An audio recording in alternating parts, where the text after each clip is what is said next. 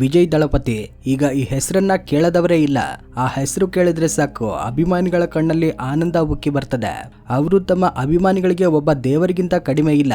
ಬೆಳ್ಳಿತೆರೆ ಮೇಲೆ ಮಾತ್ರವಲ್ಲದೆ ನಿಜ ಜೀವನದಲ್ಲೂ ಲಕ್ಷಾಂತರ ಜನರಿಗೆ ಸಹಾಯ ಮಾಡುವ ಮೂಲಕ ರಿಯಲ್ ಹೀರೋ ಎನಿಸಿಕೊಂಡಿದ್ದರು. ಆದ್ರೆ ಈಗ ತಮಿಳುನಾಡು ರಾಜಕೀಯದಲ್ಲಿ ಒಂದು ಹೊಸ ಯುಗ ಆರಂಭವಾಗಿದೆ. ವಿಧಾನಸಭಾ ಚುನಾವಣೆಯಲ್ಲಿ ವಿಜಯ್ ಅವರ ತಮಿಳಗ ವೆಟ್ರಿ ಕಳಗಂ ಪಕ್ಷವು ಅಭೂತಪೂರ್ವ ಗೆಲುವು ಸಾಧಿಸಿ ಇಡೀ ದೇಶವನ್ನೇ ಬೆರಗುಗೊಳಿಸಿದೆ. ಸಿನಿಮಾ ರಂಗದ ಉತ್ತುಂಗದಲ್ಲಿದ್ದಾಗಲೇ ಅದನ್ನ ತ್ಯಜಿಸಿ ಬಂದ ವಿಜಯ್ ಇಂದು ಜನರ ಬೆಂಬಲದೊಂದಿಗೆ ತಮಿಳುನಾಡಿನ ಅಧಿಕಾರ ಹಿಡಿಯುತ್ತಿದ್ದಾರೆ. ದಶಕಗಳ ಕಾಲ ಆಳಿದ ದ್ರಾವಿಡ ಪಕ್ಷಗಳ ಭದ್ರಕೋಟೆಯನ್ನ ಭೇದಿಸಿ ಒಬ್ಬ ನಟ ಕೇವಲ 2 ವರ್ಷಗಳಲ್ಲಿ ಸಿಎಂ ಪಟ್ಟಕ್ಕೇರಿದ್ದು ಒಂದು ಅದ್ಭುತವೇ ಸರಿ. ಹಾಗಾದ್ರೆ ವಿಜಯ್ ಅವರ ಈ ಅಸಾಧಾರಣ ಪಯಣ ಹೇಗಿತ್ತು, ಕುಟುಂಬದ ಹಿನ್ನೆಲೆ ಏನು ಮತ್ತು ಸಿನಿಮಾ ನಟನಿಂದ ಹಿಡಿದು ಮುಖ್ಯಮಂತ್ರಿಯಾಗುವವರೆಗಿನ ಈ ರೋಚಕ ಕಥೆಯನ್ನ ತಿಳ್ಕೊಳ್ಳಲು ವಿಡಿಯೋನ ಕೊನೆಯವರೆಗೂ ಸ್ಕಿಪ್ ಮಾಡದೆ ನೋಡಿ. ವಿಜಯ್ ದಳಪತಿ ಅಲಿಯಾಸ್ ಜೋಸೆಫ್ ವಿಜಯ್ ಅವರು ಜೂನ್ 22, 1974ರಂದು ತಮಿಳುನಾಡಿನ ಚೆನ್ನೈಯಲ್ಲಿ ಜನಿಸಿದ್ರು. ತಂದೆ ಹೆಸರು ಎಸ್.ಎ. ಚಂದ್ರಶೇಖರ್, ತಾಯಿ ಹೆಸರು ಶೋಭಾ. ವಿಜಯ್ ತಂದೆ ಚಂದ್ರಶೇಖರ್ ಚಲನಚಿತ್ರ ನಿರ್ದೇಶಕರು, ತಾಯಿ ಶೋಭಾ ಗಾಯಕಿ ಮತ್ತೆ ಲೇಖಕಿ. ವಿಜಯ್ ಬಾಲ್ಯದಿಂದಲೂ ತುಂಬಾ ಸಕ್ರಿಯವಾಗಿದ್ರು. ವಿಜಯ್ಗೆ ಒಬ್ಬ ತಂಗಿ ಸಹ ಇದ್ದಳು. ಅವರ ಹೆಸರು ವಿದ್ಯಾ. ವಿದ್ಯಾ ಕೇವಲ 2 ವರ್ಷ ವಯಸ್ಸಿದ್ದಾಗ ಮರಣ ಹೊಂದಿದ್ರು. ಅವರ ಸಾವು ಇಡೀ ಕುಟುಂಬವನ್ನ ತೀವ್ರ ದುಃಖಕ್ಕೆ ದೊಡ್ಡಿತು. ವಿಜಯ್ ಅವರು ತಮ್ಮ ಶಾಲಾ ಶಿಕ್ಷಣವನ್ನ ಕೋಡಂಬಾಕಂನ ಫಾತಿಮಾ ಶಾಲೆ ಮತ್ತೆ ನಂತರ ವಿರುಂಬಾಕಂನ ಬಾಲಾಲೋಕ್ ಶಾಲೆಯಲ್ಲಿ ಪೂರೈಸಿದ್ರು. ಅವರು ಲೋಯೋಲಾ ಕಾಲೇಜಲ್ಲಿ ವಿಜುವಲ್ ಕಮ್ಯುನಿಕೇಶನ್ ನಲ್ಲಿ ಪದವಿ ಪಡೆದ್ರು.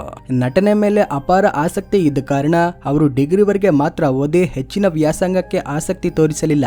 ವಿಜಯ್ ತಂದೆ ನಿರ್ದೇಶಕರಾಗಿದ್ದ ಕಾರಣ 1984ರಲ್ಲಿ ತೆರೆ ಕಂಡ ವೆಟ್ರಿ ಎಂಬ ತಮಿಳು ಸಿನಿಮಾದಲ್ಲಿ ನಾಯಕನ ಬಾಲ್ಯದ ಪಾತ್ರಕ್ಕೆ ವಿಜಯ್ ಅವರನ್ನ ಆಯ್ಕೆ ಮಾಡಿದ್ದರು. ಹೀಗೆ ಈ ಚಿತ್ರದ ಮೂಲಕ ಬಾಲನಟನಾಗಿ ವಿಜಯ್ ಚಿತ್ರರಂಗಕ್ಕೆ ಪಾದಾರ್ಪಣೆ ಮಾಡಿದರು. ಈ ಸಿನಿಮಾ ಸಮಯದಲ್ಲಿ ವಿಜಯ್ಗೆ 10 ವರ್ಷ ವಯಸ್ಸಾಗಿತ್ತು. 1984ರಲ್ಲೇ ವಿಜಯಕಾಂತ್ ನಟಿಸಿದ ಕುಟುಂಬಂ ಎಂಬ ಸಿನಿಮಾದಲ್ಲಿ ಬಾಲನಟನಾಗಿ ನಟಿಸಿದ ವಿಜಯ್ ನಂತರ ಹಲವಾರು ಸಿನಿಮಾಗಳಲ್ಲಿ ಬಾಲನಟನಾಗಿ ಕಾಣಿಸಿಕೊಂಡರು.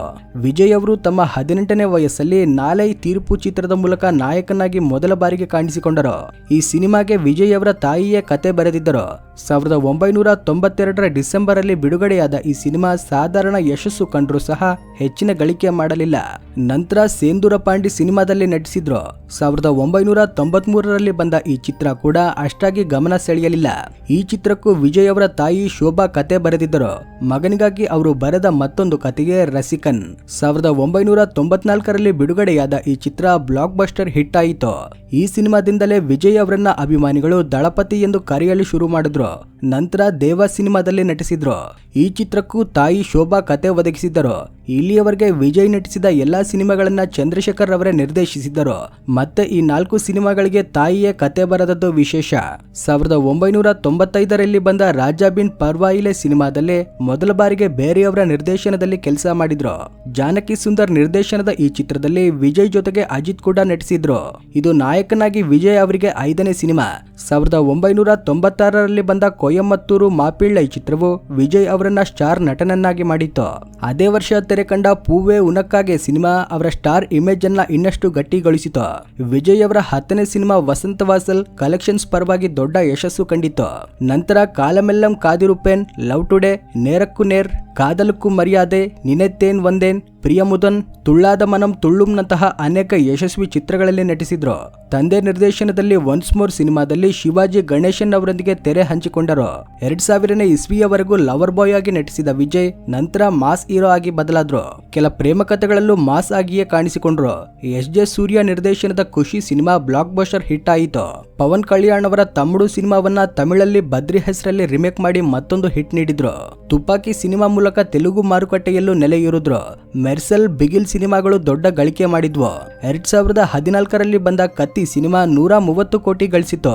ನಂತರ ಸರ್ಕಾರ್, ವಿಜಿಲ್ ನಂತಹ ಸಿನಿಮಾಗಳು ಜಗತ್ತಿನಾದ್ಯಂತ ಭರ್ಜರಿ ಕಲೆಕ್ಷನ್ ಮಾಡಿದವು. ವಿಜಯ್ ಇದುವರೆಗೆ ನಾಯಕನಾಗಿ 60ಕ್ಕೂ ಹೆಚ್ಚು ಸಿನಿಮಾಗಳಲ್ಲಿ ನಟಿಸಿದ್ದಾರೆ. ಅದರಲ್ಲಿ 100 ಕೋಟಿಗೂ ಅಧಿಕ ಗಳಿಕೆ ಮಾಡಿದ ಸಿನಿಮಾಗಳು ಸಾಕಷ್ಟಿವೆ. ವಿಜಯ್ ತಮ್ಮ ಸಿನಿಮಾಗಳಲ್ಲಿ ಹೇಗೆ ದಾನ ಧರ್ಮ ಮಾಡ್ತಾರೋ ನಿಜ ಜೀವನದಲ್ಲೂ ಅಷ್ಟೇ ಉದಾರಿ. 2007ರಲ್ಲಿ ತಮ್ಮ ಹುಟ್ಟುಹಬ್ಬದಂದು ಸರ್ಕಾರಿ ಆಸ್ಪತ್ರೆಯಲ್ಲಿ ಹುಟ್ಟಿದ ಎಲ್ಲಾ ಮಕ್ಕಳಿಗೆ ಚಿನ್ನದ ಉಂಗುರಗಳನ್ನ ನೀಡಿದ್ದರು. 2009ರಲ್ಲಿ ವಿಜಯ್ ಮಕ್ಕಳ್ ಇಯಕ್ಕಂ ಎಂಬ ಸಂಸ್ಥೆ ಸ್ಥಾಪಿಸಿ ಅನೇಕ ಸೇವಾ ಕಾರ್ಯಕ್ರಮಗಳನ್ನ ಮಾಡುತ್ತಿದ್ದಾರೆ. ಚಂಡಮಾರುತದ ಸಮಯದಲ್ಲಿ ಸಂತ್ರಸ್ತರಿಗೆ ಆಹಾರ ಒದಗಿಸೋದು, ವಿದ್ಯಾರ್ಥಿಗಳಿಗೆ ಪುರಸ್ಕಾರ ನೀಡೋದು, ಹೀಗೆ ಹಲವಾರು ಕೆಲಸಗಳನ್ನ ಮಾಡ್ತಿದ್ದಾರೆ. ಅಭಿಮಾನಿಗಳಿಗಾಗಿ ಮಕ್ಕಳ ವೆಬ್ಸೈಟ್ ಆರಂಭಿಸಿದ್ದರು. ಕೇರಳ ಪ್ರವಾಹದ ಸಮಯದಲ್ಲಿ ಆಹಾರ ಮತ್ತೆ ನೀರು ಒದಗಿಸಿದ್ದರು. ಬಿಗಿಲ್ ಸಿನಿಮಾದಲ್ಲಿ ಕೆಲಸ ಮಾಡಿದ 1000 ಟೆಕ್ನಿಷಿಯನ್ಸ್ಗೆ ಚಿನ್ನದ ಉಂಗುರ ನೀಡಿದ್ದರು. ಇಷ್ಟೇ ಅಲ್ಲದೆ ಕೋಟ್ಯಾಂತರ ರೂಪಾಯಿಗಳನ್ನ ಮುಖ್ಯಮಂತ್ರಿಗಳ ಪರಿಹಾರ ನಿಧಿಗೆ ನೀಡಿದ್ದರು. 2007ರಲ್ಲಿ ಇವರ ಸಾಧನೆಗಾಗಿ ಗೌರವ ಡಾಕ್ಟರೇಟ್ ಮತ್ತೆ 2018ರಲ್ಲಿ ಅಂತಾರಾಷ್ಟ್ರೀಯ ಮಟ್ಟದ ಅತ್ಯುತ್ತಮ ನಟ ಪ್ರಶಸ್ತಿಯನ್ನು ಪಡೆದಿದ್ದಾರೆ. ವಿಜಯ್ ಒಬ್ಬ ಅಭಿಮಾನಿಯನ್ನೇ ಮದುವೆಯಾಗಿದ್ದಾರೆ. ಅವರ ಹೆಸರು ಸಂಗೀತ. ಶ್ರೀಲಂಕಾ ಮೂಲದ ಸಂಗೀತ ವಿಜಯ್ ಅವರನ್ನ ಲಂಡನ್ ನಲ್ಲಿ ಭೇಟಿಯಾದ್ರು. ಅವರನ್ನ ಇಷ್ಟಪಟ್ಟ ವಿಜಯ್ 1999 ಆಗಸ್ಟ್ 25ರಂದು ಹಿಂದೂ ಮತ್ತೆ ಕ್ರಿಶ್ಚಿಯನ್ ಸಂಪ್ರದಾಯದಂತೆ ಮದುವೆಯಾದ್ರು. ಇವರಿಗೆ 2 ಮಕ್ಕಳು. 2000ನೇ ಇಸ್ವಿಯಲ್ಲಿ ಮಗ ಮತ್ತೆ 2005ರಲ್ಲಿ ಮಗಳು ಜನಿಸಿದ್ರು. ಆದ್ರೆ ಸುಮಾರು 26 ವರ್ಷಗಳ ಸುದೀರ್ಘ ದಾಂಪತ್ಯದ ನಂತರ 2026ರ ಆರಂಭದಲ್ಲಿ ವಿಜಯ್ ಮತ್ತೆ ಸಂಗೀತ ಅವರ ಸಂಸಾರದಲ್ಲಿ ಬಿರುಕು ಮೂಡಿದ ಸುದ್ದಿಗಳು ಹೊರಬಂದವು. ಸಂಗೀತ ಅವರು ವಿಜಯ್ ಅವರಿಂದ ವಿಚ್ಛೇದನ ಕೋರಿ ನ್ಯಾಯಾಲಯದ ಮೊರೆ ಹೋದ್ರು. ಈ ವಿಚ್ಛೇದನಕ್ಕೆ ವಿಜಯ್ ಅವರ ಪರಸ್ತ್ರೀ ಸಂಬಂಧ ಮತ್ತೆ ಮಾನಸಿಕ ಕಿರುಕುಳವೇ ಕಾರಣ ಎಂದು ಅವರು ಅರ್ಜಿಯಲ್ಲಿ ಉಲ್ಲೇಖಿಸಿದ್ದರು. ಇದೇ ಸಮಯದಲ್ಲಿ ತಮಿಳು ನಟಿ ತ್ರಿಷಾ ಕೃಷ್ಣನ್ ಅವರೊಂದಿಗೆ ವಿಜಯ್ ಹೆಸರು ಕೇಳಿ ಬಂದದ್ದು ದೊಡ್ಡ ವಿವಾದಕ್ಕೆ ಕಾರಣವಾಯಿತು. ಇವರಿಬ್ಬರ ನಡುವೆ ಅನೈತಿಕ ಸಂಬಂಧವಿದೆ ಎಂಬ ವದಂತಿಗಳು ಹರಡಿದವು. ವಿಶೇಷವಾಗಿ ರಾಜಕೀಯ ನಾಯಕರು ವಿಜಯ್ ಅವರನ್ನ ಟೀಕಿಸುವಾಗ ತ್ರಿಷಾ ಅವರ ಹೆಸರನ್ನ ಎಳೆದು ತಂದದ್ದು ದೊಡ್ಡ ಮಟ್ಟದ ಚರ್ಚೆಗೆ ನಾಂದಿ ಹಾಡಿತು. ತ್ರಿಷಾ ಅವರು ಕೂಡ ಈ ವೈಯಕ್ತಿಕ ಟೀಕೆಗಳ ವಿರುದ್ಧ ಕಿಡಿಕಾರಿದ್ದರು. ಸದ್ಯ ವಿಜಯ್ ಮತ್ತೆ ಸಂಗೀತ ಅವರ ವಿಚ್ಛೇದನ ಪ್ರಕರಣ ನ್ಯಾಯಾಲಯದಲ್ಲಿದೆ. ವೇಟೈಕಾರನ್ ಸಿನಿಮಾದಲ್ಲಿ ವಿಜಯ್ ಮಗ ತಂದೆಯ ಜೊತೆ ಕಾಣಿಸಿಕೊಂಡಿದ್ದರು. ವಿಜಯ್ ಕೇವಲ ನಟನೆಯಲ್ಲದೆ ಗಾಯನದಿಂದಲೂ ಪ್ರೇಕ್ಷಕರನ್ನ ಗೆದ್ದಿದ್ದಾರೆ. ಅತಿ ಹೆಚ್ಚು ಸಂಭಾವನೆ ಪಡೆಯುವ ವಿಜಯ್ ಅವರಿಗೆ ಸಾಕಷ್ಟು ಆಸ್ತಿ ಇದೆ. ಮೂಲಗಳ ಪ್ರಕಾರ ವಿಜಯ್ ಅವರು ಒಂದು ಸಿನಿಮಾಗೆ 200ರಿಂದ 250 ಕೋಟಿ ಸಂಭಾವನೆ ಪಡೆಯುತ್ತಿದ್ರು. ತಂದೆ ತಾಯಿ ಕೂಡ ಸಿನಿ ರಂಗದಲ್ಲಿ ಇದ್ದರಿಂದ ಸಾಕಷ್ಟು ಆಸ್ತಿ ಸಂಪಾದಿಸಿದ್ದರು. 2020ರಲ್ಲಿ ಅವರ ಮನೆ ಮೇಲೆ ಐಟಿ ದಾಳಿ ನಡೆದು ಸುಮಾರು 65 ಕೋಟಿ ರೂಪಾಯಿ ಪತ್ತೆಯಾದ ಬಗ್ಗೆ ಸುದ್ದಿಯಾಗಿತ್ತು. ಸರ್ಕಾರ್ ಸಿನಿಮಾ ಬಿಜೆಪಿಗೆ ವಿರುದ್ಧವಾಗಿದೆ ಎಂಬ ಕಾರಣಕ್ಕೆ ಈ ದಾಳಿ ನಡೆದಿದೆ ಎಂದು ಅಂದು ವದಂತಿಗಳು ಹಬ್ಬಿದ್ದವು. ಏನೇ ಆದ್ರೂ ವಿಜಯ್ ತಮಿಳುನಾಡಲ್ಲಿ ಸಾಕಷ್ಟು ಸೇವಾ ಕಾರ್ಯಕ್ರಮಗಳನ್ನ ದಾನ ಧರ್ಮಗಳನ್ನ ಮಾಡಿದ್ದಾರೆ. ಇದರಿಂದ ತಮಿಳುನಾಡು ವಿಜಯ್ ಅವರನ್ನ ಕೇವಲ ನಟನಾಗಿ ಅಲ್ಲದೆ ರಿಯಲ್ ಹೀರೋ ಆಗಿ ನೋಡ್ತಿದೆ. ಹೀಗಿರುವಾಗ ಅವರು ಫೆಬ್ರವರಿ 2, 2024ರಂದು ತಮಿಳಗ ವೆಟ್ರಿ ಕಳಗಂ ಟಿವಿಕೆ ಎಂಬ ಪಕ್ಷವನ್ನ ಸ್ಥಾಪಿಸಿದರು. ಆಗಸ್ಟ್ 22ರಂದು ಚೆನ್ನೈ ಸಮೀಪದ ಪನಯೂರ್ನಲ್ಲಿ ಪಕ್ಷದ ಧ್ವಜ ಮತ್ತೆ ಗೀತೆಯನ್ನ ಬಿಡುಗಡೆ ಮಾಡಿದ್ರು. ರಾಜಕೀಯ ಪಕ್ಷವಾಗಿ ನೋಂದಣಿಯಾದ ನಂತರ ವಿಲ್ಲುಪುರಂ ಜಿಲ್ಲೆಯ ವಿಕ್ಕರವಂಡಿಯಲ್ಲಿ ಮೊದಲ ಬೃಹತ್ ಸಮಾವೇಶ ನಡೆಸಿದ್ರು. ಈ ಸಭೆಗೆ ಲಕ್ಷಾಂತರ ಜನ ಜಮಾಯಿಸಿದ್ದರು. ಈ ವೇಳೆ ಅವರು ಮಾತನಾಡ್ತಾ, ಹೀರೋ ಆಗಿ ಕೆರಿಯರ್ ಅತ್ಯುನ್ನತ ಹಂತದಲ್ಲಿದ್ದಾಗಲೇ ಎಲ್ಲವನ್ನ ಬಿಟ್ಟು ನಿಮ್ಮನ್ನ ನಂಬಿ ನಿಮ್ಮ ಮುಂದೆ ವಿಜಯಿಯಾಗಿ ನಿಂತಿದ್ದೇನೆ ಎಂದಿದ್ದರು. ರಾಜಕೀಯದಲ್ಲಿ ತಾವು ಹಾವಿನೊಂದಿಗೆ ಆಟವಾಡುವ ಮಗುವಿನಂತೆ ಯಾವುದಕ್ಕೂ ಹೆದರೋದಿಲ್ಲ ಎಂದು ಸಾರಿದ್ದರು. ಎಂಜಿಆರ್ ಮತ್ತೆ ಎನ್ಟಿಆರ್ ಅವರ ರಾಜಕೀಯದ ಹಾದಿಯನ್ನ ನೆನಪಿಸಿದ ಅವರು, ರಾಜಕೀಯಕ್ಕೆ ಬರುವ ನಿರ್ಧಾರವನ್ನ ಪೂರ್ಣ ಅರಿವಿನಿಂದಲೇ ತೆಗೆದುಕೊಂಡಿದ್ದೇನೆ ಎಂದಿದ್ದರು. ಆದ್ರೆ ಇಂದು ಇತಿಹಾಸವೇ ಬದಲಾಗಿದೆ. ಇಂದಿನ ಚುನಾವಣಾ ಫಲಿತಾಂಶಗಳು ಇಡೀ ದೇಶವನ್ನೇ ಬೆರಗುಗೊಳಿಸಿವೆ. ವಿಜಯ್ ಅವರ ಭರವಸೆಯ ಮೇಲೆ ಅಚಲ ವಿಶ್ವಾಸವಿಟ್ಟ ತಮಿಳುನಾಡಿನ ಜನರು ಟಿವಿಕೆ ಪಕ್ಷಕ್ಕೆ ಅಭೂತಪೂರ್ವ ಬಹುಮತ ನೀಡಿದ್ದಾರೆ.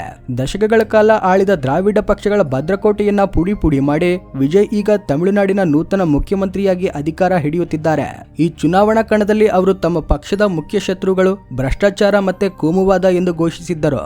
ದ್ರಾವಿಡ ಮುಸುಕಿನಲ್ಲಿ ಡಿಎಂಕೆ ಜನರನ್ನ ದೋಚುತ್ತಿದೆ ಎಂದು ಟೀಕಿಸಿದ್ದರು.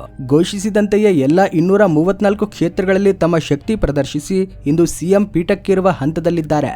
ಅಧಿಕಾರ ಹಂಚಿಕೊಳ್ಳಲು ತಮಗೆ ಅಭ್ಯಂತರವಿಲ್ಲ ಮತ್ತೆ ಲಿಂಗ ಸಮಾನತೆಗೆ ತಮ್ಮ ಪಕ್ಷ ಒತ್ತು ನೀಡುತ್ತದೆ ಎಂದು ಅವರು ಮೊದಲೇ ತಿಳಿಸಿದ್ದರು. ಒಂದೇ ಸಮುದಾಯ ಒಬ್ಬನೇ ದೇವರು ಎಂಬ ಸಿದ್ಧಾಂತಕ್ಕೆ ಜನಮನ್ನಣೆ ಸಿಕ್ಕದ್ದು. ತಮಿಳು ಚಿತ್ರರಂಗದ ಅನೇಕ ತಾರೆಯರು ವಿಜಯ್ ಅವರ ಈ ಐತಿಹಾಸಿಕ ವಿಜಯಕ್ಕೆ ಬೆಂಬಲ ಸೂಚಿಸಿ ಶುಭಾಶಯ ಕೋರುತ್ತಿದ್ದಾರೆ. ಹಾಗಾದ್ರೆ ಮುಖ್ಯಮಂತ್ರಿಯಾಗಿ ವಿಜಯ್ ಅವರ ಆಡಳಿತ ತಮಿಳುನಾಡಿನ ಭವಿಷ್ಯವನ್ನ ಹೇಗೆ ಬದಲಾಯಿಸಬಹುದು? ವಿಜಯ್ ಅವರ ಈ ಅಸಾಧಾರಣ ರಾಜಕೀಯ ವಿಜಯದ ಬಗ್ಗೆ ನಿಮ್ಮ ಅಭಿಪ್ರಾಯ ಏನು? ಕಾಮೆಂಟ್ ಸೆಕ್ಷನ್ ನಲ್ಲಿ ತಿಳಿಸಿ. ಈ ವಿಡಿಯೋ ಇಷ್ಟವಾಗಿದ್ರೆ ಲೈಕ್ ಮಾಡಿ, ಶೇರ್ ಮಾಡಿ, ನಮ್ಮ ಚಾನೆಲ್ಗೆ ಸಬ್ಸ್ಕ್ರೈಬ್ ಮಾಡ್ಕೊಳ್ಳಿ. Thanks for watching.